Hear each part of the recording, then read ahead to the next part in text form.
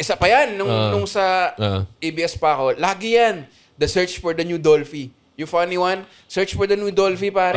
Yun talaga. Gusto nila ng bagong Dolphy. Sa corner si Ryan Rep. Fuck all of you. Alam mo, actually, yun yung isa sa pinaka-rare comedy, I would say, and maraming nagsasabi na, oy, congrats sa Netflix mo and everything. Para sa akin, mas insurmountable odds pa yung dinanas na ng pinanalo ni Ryan Rems sa Funny One. Kasi he got eliminated early. Kasi And ang nangyari doon, na-eliminate siya early, tapos nakuha niya natawa talaga genuinely yung madla sa kanya.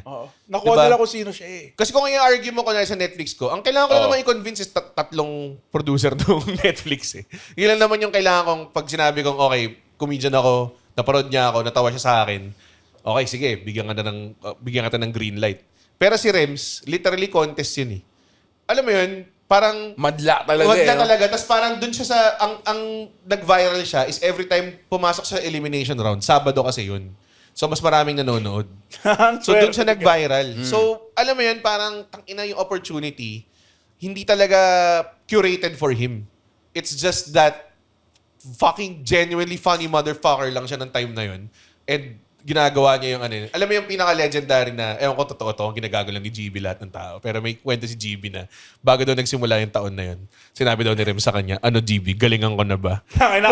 Legendary Pero dahil fan ako ni Ryan Rems, maniniwala akong, dude, nag-sinabi niya. One of the